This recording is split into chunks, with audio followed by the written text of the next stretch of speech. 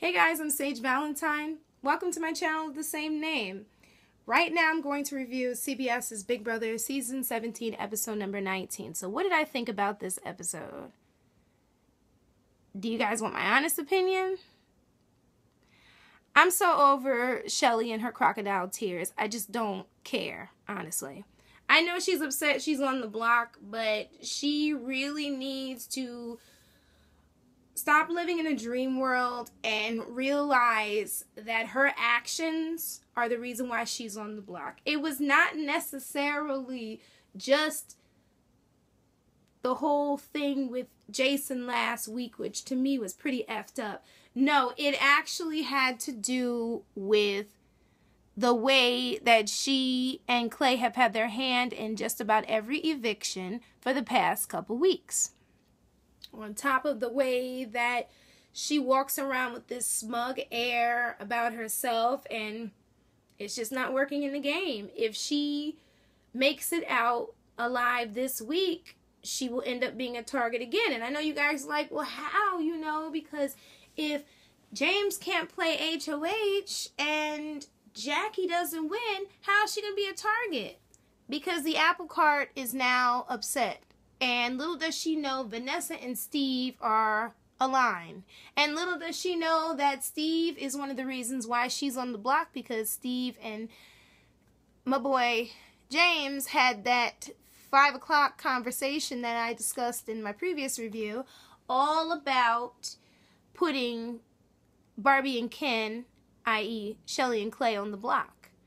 And she doesn't know that her alliance, though it may seem solid and compact, is slowly but surely fracturing.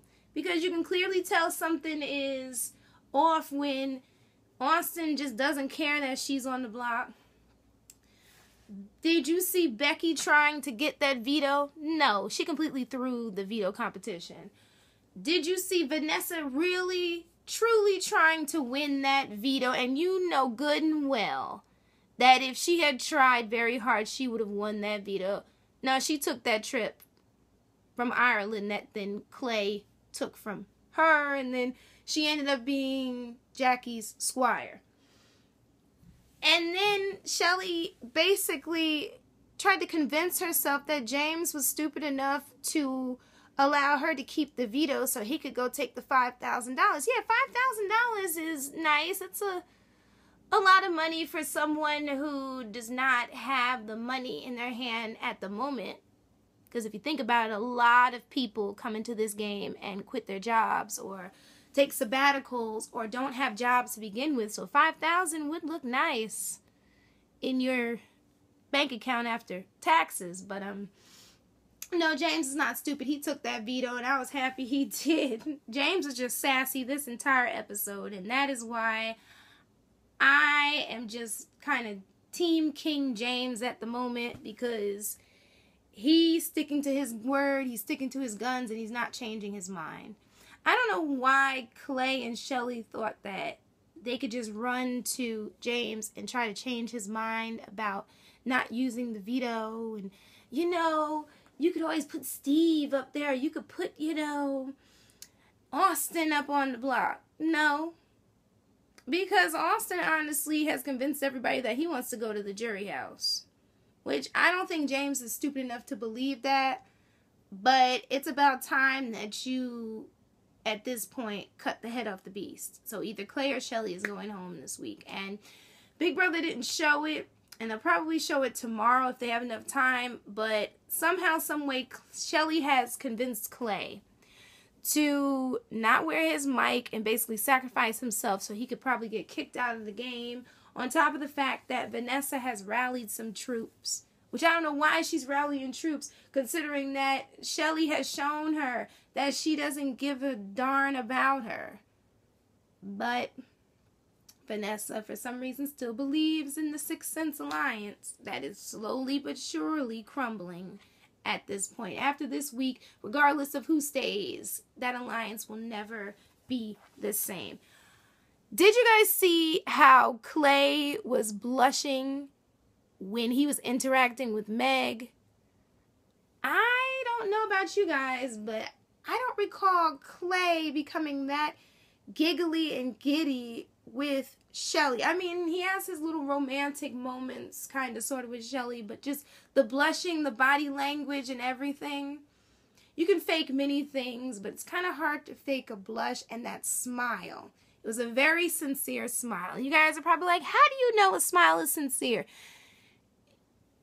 If a smile is sincere, the person's eyes crinkle like this. Eee. Hope I didn't scare you with that smile, but like their eyes, like the corners of their eyes crinkle, and his definitely did crinkle. So maybe he does have feelings for Shelli, but he's really feeling Meg at this point, and I wonder how Shelli's going to react to this and how John is going to use that information, because in case you didn't notice, he was standing in the bathroom making faces in the mirror, acting like he was getting himself together. But kudos to CBS for showing us a diary room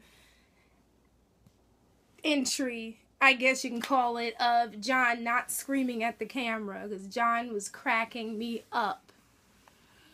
But if I was him, I would run right to Shelli and start some drama with that, definitely, because it would just be fun to watch as far as I'm concerned, because really, honestly, nothing big is happening in the house, and I do love how Big Brother made that whole Meg and Clay situation, hashtag BB scandal. It's like, okay, Big Brother, alrighty, but other than that, I think that's about it with this episode. If you guys want to talk about anything else, let me know, but we'll find out who's going home tomorrow, because you know how it is.